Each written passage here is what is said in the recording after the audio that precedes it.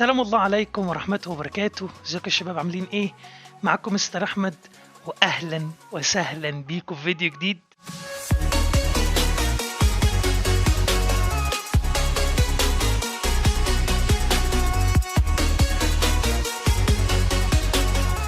انا مش عارف اخر مرة قلت الدخلة دي امتى او سلمت عليكم بالطريقة دي امتى. مبطل بقالي اكتر من 3-4 سنين لاسباب كتير جدا يا جدعان، وحاجات انا ما كنتش فاهمها وقتها ولكن فهمتها دلوقتي، ويمكن يكون ده السبب من اسباب رجوعي.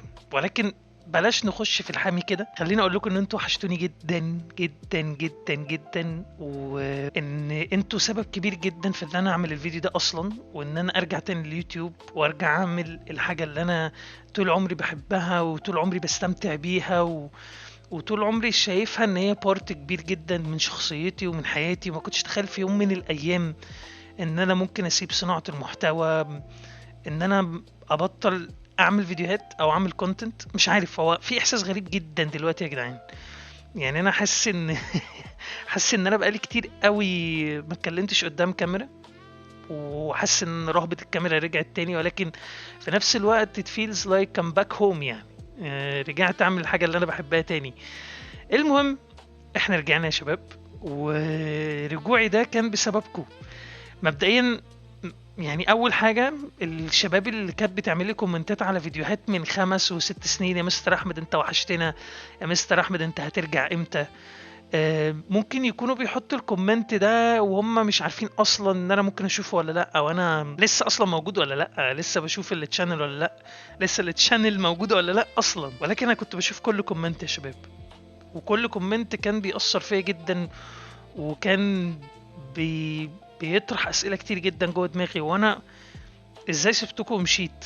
ازاي سبت اليوتيوب؟ ازاي سبت الحاجه الوحيده اللي كنت بستمتع بيها في حياتي، وكانت فعلا بارت وجزء لا يتجزأ من حياتي؟ وانا كنت ببقى صاحي مبسوط ان انا هطلع ستريم النهارده، كنت ببقى صاحي مبسوط ان انا هتكلم معاكم، كنت هبقى صاحي مبسوط وانا رايح ايفنت مثلا ايام زمان، ايام 2018 2017 اي جي كون، والحاجات الحلوه اللي كنا بنتقابل فيها. كنت ببقى فعلا مبسوط، وكنت حاسس ان دي الايدنتيتي بتاعتي، ودي الحاجه اللي انا يعني عايش ليها وبستمتع بيها، وان انتوا بارت من الفاميلي بتاعتي الكبيره. ولكن زي ما انتوا عارفين الدنيا مش سهله يا جدعان، في حاجات كتير جدا للاسف ممكن تحصل تغير حياتك اللي انت متخيل ان هي هتفضل ماشيه في الاتجاه ده او هتتطور في الاتجاه ده العمر كله. يعني مبدئيا انا هجاوب على سؤالين مهمين جدا جدا جدا. ولكن قبل ما نخش في الحته دي، انا حابب اشكر اي حد ساب لي كومنت، اي حد سأل عليا وبعت لي على الفيسبوك او على الانستجرام يطمن عليا، يسألني انا هرجع ولا لا، يسألني انت بتعمل ايه دلوقتي يا مستر احمد. وشكرا جدا لكل الناس اللي كانت مثلا بتشوفني في مول وتوقفني، بتشوفني في كافيه، بتشوفني في الشارع ويعرفوني يقولوا لي مستر احمد انت فين يا جدع، انت وحشتنا. انا مش ناسي ولا حد فيكم، كل واحد فيكم بالذات الناس اللي شافتني ان ريل لايف وقفتني وعرفتني وقالت ولسه فاكريني بعد 4 سنين غياب. يا جدعان انتوا اثرتوا فيا بشكل انتوا لا تتخيلوه. انا بالنسبه لي كان بيبقى يوم عيد، اليوم اللي حد يوقفني فيه انت فاهم يعني ايه يوتيوبر او ستريمر مبطل بقاله 4 سنين، والناس لو شافته في الشارع ممكن يفتكروه.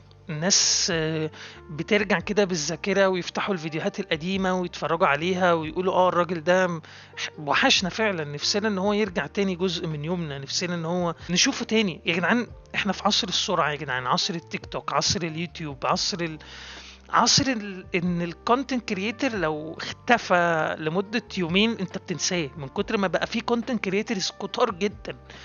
ما بالك ان انا من الناس القديمه في ليج اوف ليجندز او القديمه كستريمرز عامه، وبطلت بقى 4 سنين وفي ناس كتير جدا لسه فاكراني. جدعان دي حاجه كبيره جدا جدا بالنسبه لي، وهي تعتبر السبب الاساسي اللي خلاني حاطط الكاميرا قدامي وبسجل الفيديو ده. وانا حرفيا وانا بحط الكاميرا يا جدعان مش فاكر الكاميرا كانت بتشتغل ازاي، مش فاكر الريكوردنج سوفت وير بيشتغل ازاي، مش عارف اصلا الصوت حلو ولا لا، لسه بادئ يعني، حرفيا لسه بادئ. ولكن ان شاء الله في المستقبل القريب خلال السنه اللي جايه دي نعمل استوديو بروفيشنال ونرجع رجعه قويه. وخليني اقول لكم ليه. طيب في الفيديو ده يا شباب هجاوب على حاجتين مهمين جدا.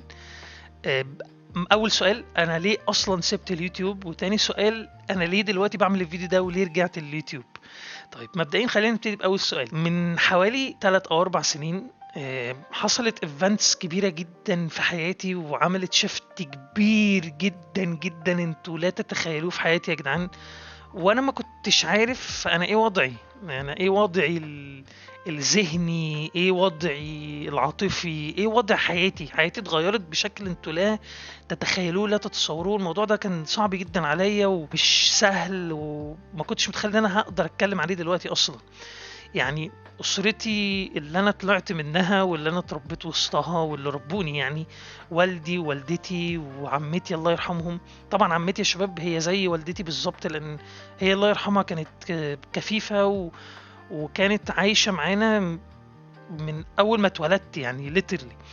فهي بالنسبة لي مش هقول لكم أم تانية، هي أمي. يعني أنا كان عندي أمي اللي ولدتني وأمي اللي هي عمتي. فأنا عايز أقول لكم إن التلاتة توفوا ورا بعض في أقل من 3 سنين، والدتي وبعدين والدي وبعدين عمتي. أسرتي كلها اللي أنا اتربيت وسطهم ومعرفش حد في الدنيا قدهم توفوا. الموضوع كان صعب جدا جدا بالنسبه لي يا جدعان، وانا ما كنتش حاسس بالدمج اللي حصل. انا اول ما ده حصل انا حسيت بحزن شديد جدا، ولكن ما تفهمش تحس ان مخي عشان يحافظ على نفسه قفل كل المشاعر. أنا ما كنتش بحس باي حاجه، لا كنت بنبسط ولا كنت بزعل ولا كنت ببقى اكسايتد لحاجه. انا خلاص حاسس ان الدنيا مهما تجد باتر او تحصل ايفنتس حلوه او ايا كان ملهاش لازمة، لأن في أي لحظة ممكن أخسر كل ده وأخسر حد عزيز عليا وأرجع تاني أزعل. الموضوع صعب جدا، ويا رب ما يكتبها على حد، وربنا يرحم أبويا وأمي وعمتي يا رب، اللهم أمين. ونقابلهم في الجنة إن شاء الله، ونتقابل كلنا في الجنة يعني. بس اللي أنا عايز أقوله لكم إن أنا ما كنتش عايز أفيك حاجة أنا مش قادر أعملها. يعني أنا طول عمري متعود إن أنا لما بفتح ستريم أو بعمل فيديو على اليوتيوب ببقى مبسوط وببقى اكسايتد للفيديو ده وببقى اكسايتد للستريم ده، واي هزار بنهزره واي كلام بنتكلمه بيبقى طالع من قلبي، مبقاش فورست. ما بحسش ان انا محتاج اعمل مجهود عشان اضحككم مثلا او انا اضحك او اعمل فيديو او نعمل كونتنت. مفيش، هي كل حاجه طالعه طبيعي في طبيعي يا باشا، وبفكرش في اي حاجه نهائي. ولكن الفتره دي انا حسيت ان انا مش قادر اعمل حاجه يا جدعان، انا مش قادر اتكلم اصلا. يعني مش هقول لكم ان انا اعمل فيديو وافتح كاميرا مش مفيش كلام بيطلع. I'm not excited، انا مش مبسوط، انا مش زعلان، ماشي. ما عنديش شغف، فقدت الشغف فجأة وفقدت متعة الحياة تماما. فكان لازم اوقف، لان انا ما تعودتش ان انا اضغط على نفسي في حاجة زي كونتنت اليوتيوب.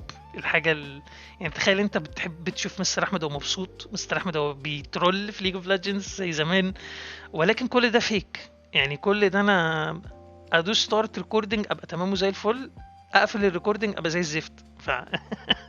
انا حسيت ان انا بخدعكم قبل ما اكون بخدع نفسي يعني، او العكس صحيح. فكان لازم اوقف يا جدعان. ما كنتش قادر ان انا اعمل كونتنت، ما كنتش قادر ان انا ابقى موجود وسطكم زي زمان. علاقاتي قلت جدا، خسرت ناس كتير جدا من صحابي، ما بقتش قادر ان انا اكون البني ادم الطبيعي اللي انتوا عارفينه يعني. بس لحد ما الحمد لله يعني ربنا كرمني بحاجات كتير. الحمد لله اتجوزت البنت اللي انا كنت بحبها وانا صغير، وخلفت يحيى عنده 1.5 سنة دلوقتي.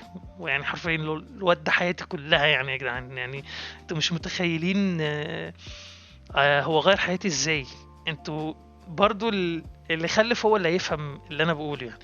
بس انا كان نفسي اطلع صورته، ولكن انا بحب البرايفت لايف شويه، اعذروني في الحته دي. ان شاء الله تقابلوني في اي ايفنت او اي حاجه قريب ويكون معايا وتشوفوه يعني. بس انا ما بحبش احط صوره عيلتي على النت. يعني في عصر الاي اي والكلام ده كله، الحاجات مش حاجه زي كده مش سيف. anyways خلينا نرجع لمرجوعنا. انا نزلت مصر من حوالي 2 او 2.5 تقريبا، يمكن almost 3 سنين، لان انا كنت ماسك شغل رايت جيمز هنا في مصر والبارتنرشيبس مع البي سي كافيز وشغل كتير في مصر يعني. وكان كان لازم انزل مصر يعني، ده زي كان اوبليجيشن من تيم رايت ان انا انزل واكون موجود طبعا وسط الكوميونتي المصري، لان هو اقوى كوميونتي موجود في الميدل ايست، ومنطقي ان انا اكون بليد الكوميونتي من مصر مش من الامارات، مش من الدبي اوفيس. وبعد تقريبا 2 سنين ما نزلت يا جدعان. طبعا انتوا عارفين المشاكل اللي حصلت في العالم، وبعد الحرب بتاعت روسيا واوكرانيا في شركات كتير جدا اضطرت تعمل لي اوف. انا كنت من ضمن الباتش التاني او التالت تقريبا اتعمل لي اوف اول السنه، سبت رايت جيمز. وعايز اقول لكم ان دي كانت حاجه حلوه وحاجه وحشه. يعني خلينا نقول انها حاجه حلوه، لان انا متخيل ان انا ما كنتش هقدر اكبر في رايت جيمز او اوصل لبوزيشن اكبر من اللي انا وصلت له، لان كارير وايز الناس اللي بتشتغل وعندها كارير فاهمين الموضوع ده. صعب جدا ان انت تكبر وتترقى في شركه انت بادئ فيها من الصفر. يعني انا كنت ستريمر كونتنت كرييتور، وبعدين عملت شركه ذا ليج مع اصحابي، وبعدين في وقت الكورونا اضطرينا نقفل ذا ليج عشان كان في ضغوطات كتير جدا. تقريبا دي اول ريل جوب اكسبيرينس انا دخلت فيها اللي هو ذا ليج، وبعدها على طول جالي اوفر رايت جيمز. فانا حرفيا ما كنتش مثلا سيمي سينيور ليفل او بروفيشنال ليفل، انا كنت داخل يعني اعلى من الجونيور حاجه بسيطه. فالحاجه الحلوه انا ما كنتش اقدر اترقى اكتر من كده في رايت جيمز، لان زي ما انتم عارفين اي حد بيخش شركه صغير مش هيعرف يكبر فيها، لازم يقعد يروح من شغلانه لشغلانه. والحاجه الوحشه طبعا ان رايت جيمز يعني كان ماي سكند هوم. انا طول عمري بلعب ليج اوف ليجندز، طول عمري متعلق جدا بالشركه كايدنتيتي، وكان حلم حياتي ان انا جوين الشركه دي، والحمد لله ربنا وفقني ودخلت فعلا رايت جيمز وقضيت ايام حلوه جدا.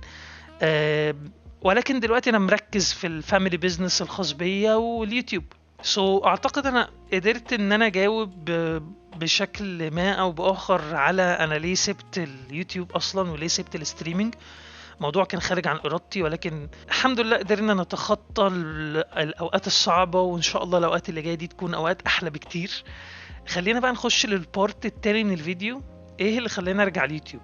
مبدئيا يا جدعان، اول حاجة واقوى حاجة هي كلامكم الحلو، والفانز اللي بيكلموني على السوشيال ميديا ولسه فاكريني، والناس اللي زي ما قلت لكم كانوا بيوقفوني في الشارع وفي اي حته انا بروحها ويعرفوني اتليست في الشهر مره. يا جدعان انتوا متخيلين الضغط النفسي ان انا ارجع عامل ازاي؟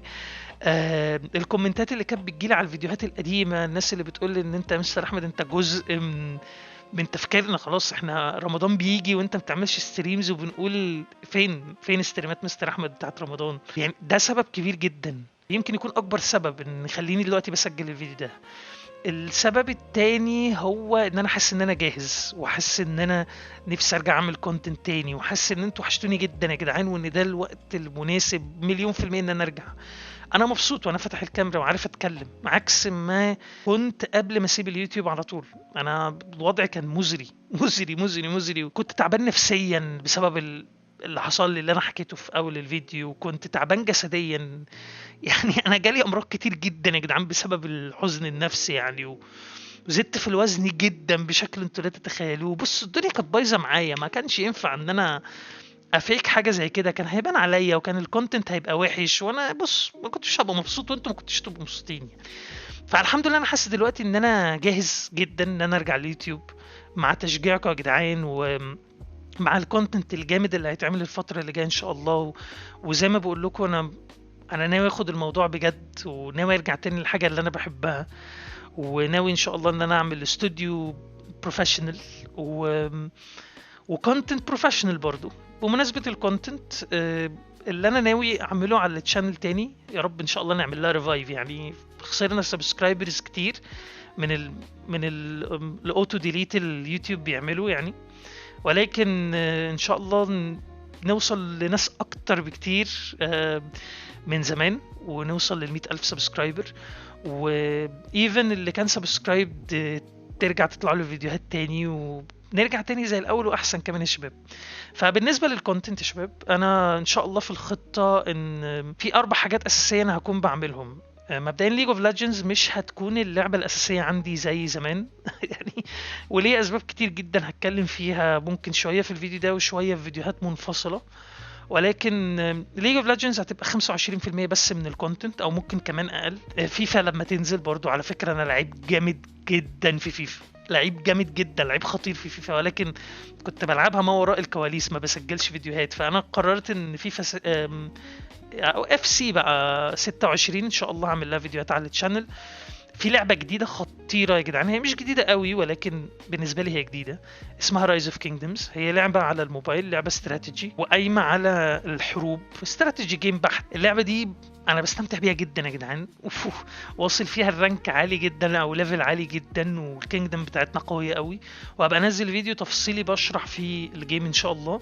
فاللعبة دي هتبقى ممكن 25% او اكتر شوية من الكونتنت، والكونتنت الاخير اللي انا هشتغل عليه هو الجنرال كونتنت. يعني انا بدرس الاي اي دلوقتي يا شباب، ومتعمق جدا في الاي اي والماشين ليرنينج، وازاي الاي اي بيكون هو المستقبل فعلا، وازاي انت كبني ادم طبيعي تقدر توظف الاي اي لصالحك. لو انت فور اكزامبل الاي كيو بتاعك 100، فانت لو بتستخدم الاي اي صح ممكن الاي كيو بتاعك يوصل 400، وانت الاي كيو بتاعك 100 عادي، ولكن انت عندك تول قوية جدا تقدر ان هي تديك نفس الليفل بتاع الذكاء بتاع عالم ذرة مثلا، ولكن طبعا مش هتكون زيه 100%. يعني انا ان شاء الله ناوي اتكلم عن الاي اي والفيديوهات بتاعت التكنولوجي والتطور في التكنولوجيا والكلام ده كله، ولكن هيكون بورشن صغير من الكونتنت اللي بنزله. فاكيد احنا هنبقى عندنا ليج اوف ليجندز، هيكون عندنا فيفا، هيكون عندنا رايز اوف كينجدمز، وخلينا نقول فيديوهات للتكنولوجي ان جنرال. اي جس ان انا هبتدي برايز اوف كينجدمز وهحط عليها احط عليها شويه سبوت لايت، لان هي لعبه جميله جدا وانا بحبها جدا جدا، وتقريبا طول اليوم انا بلعبها. ولكن ممكن تبقى غريبة شوية بالنسبة لشوية ناس، ولكن في ناس تانية عارفاها. هنشوف، يعني أنا هنزل فيديوهات ليها وهنشوف إن شاء الله ردة فعلكم هتكون إيه. وزي ما بقول لكم هي لعبة حلوة جدا وفيها تفاصيل كتير جدا. هي قايمة على ان انت عندك سيتي، والسيتي دي في كينجدم كبيرة. السيتي دي انت بتمرن الجيوش بتاعتها، بتطور البيلدينجز اللي فيها. البيلدينجز دي ممكن تكون اكاديمي، بتعمل ريسيرش، تتعلم حاجات جديدة، تدي المعلومات دي للجيش او تدي المعلومات دي للكوماندرز بتوعك يقدروا يجازوا ريسورسز اكتر من الماب، فتقوي الجيش بتاعك، فالسيتي بتاعتك تقوى. فلما توصل لمرحله الكينجدم فيرسس كينجدم، انت بيكون الكينجدم بتاعتك كلها بتحارب كينجدم تانية على سبوتس معينه جوه الماب. اللعبه جامده جدا يا جدعان، استراتيجيه جدا جدا جدا. يعني محتاج ان انت تبقى مخك شغال ومخك حاضر وبتفكر لقدام. يعني هي لعبة حلوة جدا، ولكن محتاجة انفستمنت بشكل انتوا لا تتخيلوه. يعني محتاجة وقت كتير عشان تلعبها، محتاج انت تكون مركز في كل خطوة بتعملها، مش راندوم كده. وفيها شحن للأسف، هي مش توتالي فري تو بلاي. هي ممكن تلعبها فري تو بلاي، ولكن هتعمل مجهود كبير جدا عن حد بيشحن فيها. فدي حاجة طبيعية اي جس في ألعاب الاستراتيجي جيمز اللي زي Age of Empires أو Rise of Kingdoms أو ما شابه ذلك. ولكن هي لعبة حلوة وأنا مبسوط جدا وأنا بلعبها بصراحة.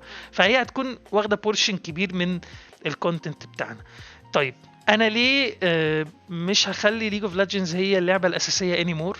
مبدئيا يا شباب انا ما بقتش استمتع خالص بالجيم بصراحه. يعني انا ليج اوف ليجندز بفتح كده كل يوم او كل يوم ويوم العب جيم ارام واقفل وشكرا. للاسف سيرفر المينا اللي انا موجود فيه مش احسن سيرفر ممكن تكون موجود فيه. السيرفر فيه مشاكل رهيبه، عدد البلايرز قليلين نسبيا، ما تقدرش ان انت تعتمد عليه في رانكينج جيمز. ممكن تقعد 40 دقيقه لساعه مستني رانك جيم. موضوع مش اظرف حاجه. كمان انا زهقت من ليج اوف ليجندز يا جدعان. انا بقالي قد ايه بلعبها؟ انا بلعبها من 2009. انتوا متخيلين؟ اللعبه مهما تكون بتتغير او بتتطور او بينزل لها حاجات جديده فهي نفس اللعبه. انا حاسس ان انا كبرت قوي ان انا ليج اوف ليجندز تبقى لعبتي الاساسيه. مش عارف، يمكن انا فعلا كبرت ومحتاج ادور على لعبه تناسب سني، ممكن، مش عارف يا جدعان. الحاجه الاخيره هي التوكسيسيتي. التوكسيسيتي عاليه قوي يا جدعان في سيرفر المينا ريجن. انا مفيش جيم بخشه غير لما بيتحرق دمي حرفيا، سواء انا بكسب التيم او بغلط وبخسر التيم، فانا كده كده بتشتم من اللي معايا في التيم وبتشتم من اللي ضدي. الموضوع صعب جدا يا جدعان، وانا داخل افرفش وداخل انبسط بخرج زعلان وبخرج مشتوم وانا ما بقدرش ان انا اتعامل مع موضوع الشتيمة ده بشكل سلس. يعني انا بحس ان اللي بيشتم ورا شاشة ده بني ادم ضعيف جدا. هو نفسه، او ممكن يكون بيتشتم في البيت او صحابه بيتنمروا عليه او whatever، ودي حاجة طبعا وحشة، مش بقول ان دي حاجة صح انها تحصل، دي حاجة وحشة جدا ومفروض نمنعها وما تحصلش لأي بني آدم. ولكن هو ممكن يكون عليه ضغط شديد جدا في الريل لايف، فبيلاقي نفسه في الجيم يقدر ان هو يشتم او يرد اعتباره لحد ما يستاهلش اصلا ان هو يشتم، حتى هو ما يعرفوش ما عملش اي حاجة. ف I don't know man. ولكن انا بشوف اللي بيعمل كده ده، او التوكسيك بيهيفير اللي بقى الموجود في ليج اوف ليجندز وبقى نورماليزد جدا في سيرفر مينا ريجن، دي اسوأ حاجة ممكن تدمر اي جيم او اي كوميونيتي بتاع جيم قبل ما تدمر الجيم. ف يعني ليج اوف ليجندز هتبقى تفاريحي كده يا جدعان. هنلعبها ونعمل لها ستريمز، ولكن مش هيكون بقى فيه الحاجات بتاعت زمان ده اللي هو التشالنجز والرانك تشالنجز والكلام ده كله. ما اعتقدش ان انا هعمله بصراحة. فممكن نلعب ارام، ممكن نلعب ارينا، مود ارينا ده لذيذ جدا، ممكن نلعب مع بعض كاستم جيمز، حاجات خفيفه كده. انما ليج اوف ليجندز ريست ان بيس بالنسبه لي بصراحه. طبعا زي ما بقول لكم يا شباب، انا حياتي اتغيرت تماما. انا دلوقتي عايش في مصر. زي ما بقول لكم، موضوع وفاه اهلي وانا في الغربه بالذات كان صعب جدا. ما اقدرش انسى اصحابي اللي وقفوا جنبي برضو، محمد سعيد وعلي اي كي بي. الاتنين دول شباب اماراتيين، هم كانوا واقفين معايا بشكل انتوا لا تتخيلوه يا جدعان، وانا عمري ما انساهم في حياتي ابدا. هم اللي كانوا مهونين عليا الغربة. وطبعا باسل كاتلول، الراجل اللي انا ما شفتوش في حياتي، ولكن هو يعتبر اقرب حد ليا، يعني اقرب صديق ليا في حياتي، وانا عمري ما شفته، تخيلوا، عشان هو مسافر بره وعايش في اوروبا وكده. بيبيتو احنا ما بنتكلمش كتير يا جدعان، ممكن اكون شفته مرتين او ثلاثه في حياتي. اخر مره دي لو انت متابع السوشيال ميديا كنت هتلاقي الصوره بتاعتنا مع بعض. ولكن بيبيتو قريب جدا مني يا جدعان، قريب لقلبي. بحس ان انا ما بلاقيش اي مجهود بيتعمل عشان اتكلم معاه واوصل له انا حاسس بايه، وهو يوصل لي هو حاسس بايه. فالناس دول كانوا يعني سند جامد جدا جدا جدا ليا الفترة اللي فاتت. طبعا ومراتي يعني يعني دي بره القصة خالص. مراتي لولاها كان ما كنتش انا هبقى موجود يا جدعان. يجس هي شالت شيلة مش بتاعتها حرفيا، ولكن ربنا يخليها ليا ويبارك لي فيها، ما شاء الله عليها. يعني هي وابني هي السبب اللي انا قدرت اطلع من الدمار النفسي اللي انا كنت موجود فيه يعني. والحمد لله، الحمد لله يا شباب، وي ار باك. انا مبسوط جدا جدا ان انا بعمل الفيديو ده. وانا اسف لو كان الفيديو عشوائي شويه وما كانش فيه سكريبت، لان انا بقالي اكتر من سنه بحاول اعمل الفيديو ده، وكل مره بحس ان انا مش هعرف اعبر عن اللي جوايا، او مش هعرف ارجع مستر احمد بتاع زمان، او ايفن 50% من بتاع زمان. ولكن سبحان الله، يعني لما فتحت الكاميرا وبدات اتكلم، حسيت ان هو ده المكان الصح. زي ما انا قلت لكم، حسيت ان انا اتاخرت شويه في الفيديو ده، واتاخرت شويه في ان انا ارجع. ولكن سبحان الله، يعني ربنا ليه توقيت معين لكل حاجة، ودايما بيكون توقيت ربنا هو التوقيت الصحيح. هو اللي فيه الخير لأي حد يعني. الحمد لله، يعني الحمد لله على كل حال. احنا رجعنا يا شباب. انا مبسوط جدا برجوعي، ونفسي انتوا تشجعوني بقى باللايكات والكومنتات والشير في كل حتة والشير في كل مكان.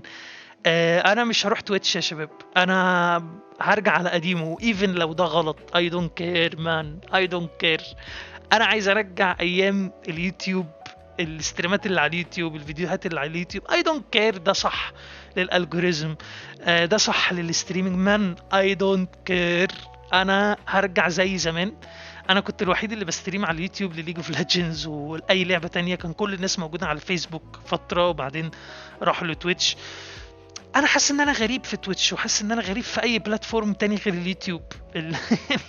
فانا هستريم على اليوتيوب، وانا هنزل كونتنت على اليوتيوب، ومش فارق معايا الصح من الغلط بصراحه. انا هعمل اللي انا قلبي بيقول لي ان انا اعمله يعني. anyways يا شباب، ان شاء الله هنبتدي في فيديوهات لرايز اوف كينجدمز. هيكون فيديو انا اعرفكم اللعبه اصلا عامله ازاي. انت تتفرج على الفيديو ده وشوف انت تحب الجيم دي ولا لا، او هل هي مناسبه ليك ولا لا. بس بنسبه 90% لو انت بتحب الاستراتيجي جيمز وبتحب الجيمز المعتمده على التفكير، انت هتحب الجيم دي جدا. وزي ما بقول لكم، انا مستني فيفا هتنزل ان شاء الله في يمكن اخر 9، وان شاء الله هنلعبها ونعمل لها سيريز كبيره جدا، التيمت تيم. انا بحب اللعبه دي جدا. فيديوهات لليج اوف ليجندز قليله نوعا ما، مش هعمل حاجه يا جدعان، انا ما بقتش احبها بصراحه. انا لسه بلعب ليج اوف ليجندز فور نوستالجيا، فور جست فور فن. فونس ان هي مش هتبقى فن انا هقفلها بصراحه. ما تتوقعوش ان انتوا ممكن تضغطوا عليها فانا ارجع العبها. انا هلعبها عشان خاطركم، عشان خاطر الحته الصغيره اللي بتفكرني بايام زمان، فاهميني؟ بس يا شباب، وزي ما بقول لكم هيكون في برضه فيديوهات للتكنولوجي والاي اي. وبس احنا رجعنا يا شباب، احنا رجعنا. ما تنسوش شباب تدعوا لي وتدعوا لابويا وامي وعمتي بالرحمه، ربنا يرحمهم ويغفر لهم يا رب. وتحطوا بقى اللايك بتاعكم الجامد، وتحطوا لي كومنت تحت باي حاجه في دماغك. يا عم قول اللي انت عايزه يا عم. يا عم انا عايز اسمع منك اي حاجه يا عم. بص، اي حاجه تيجي على بالك اكتبها تحت في الكومنتات. وشير كده مع اي حد من صحابك اللي كنتوا بتتفرجوا على فيديوهاتي سوا، كنتوا بتعملوا لها شير لبعض. ابعت له قول له مستر احمد رجع. يمكن نرجع لايام زمان، ونرجع الليجاسي بتاعت ايام زمان. وبس يا شباب، شكرا جدا جدا جدا ليكم. شكرا لاي حد وقف في ظهري. شكرا لاي حد قابلني وقال لي انت وحشتنا يا عم ارجع. شكرا لاي حد بعت لي على الفيسبوك او الانستجرام او اي سوشيال ميديا بلاتفورم يسأل عليا. وشكرا اللي كان بيحط كومنتات على فيديوهات من 5 و6 سنين، في امل ان انا ممكن اشوف الكومنت ده. انا كنت بشوف كل الكومنتات، وكان كل كومنت كان بيبقى عامل زي سكينه في قلبي ان انا لازم ارجع يعني. فشكرا جدا جدا جدا جدا ليكم يا شباب. وان شاء الله الى فيديو جديد وستريم جديد في خلال الاسبوع ده ان شاء الله في القريب العاجل. انا منتظركم، وما تنسوش دعمكم الجامد جدا اللي هيشجعني جامد بصراحه يا جدعان. وبس كده يا شباب، كان معكم مستر احمد، والى فيديو جديد او لايف ستريم جديد. سلام الله عليكم ورحمته وبركاته.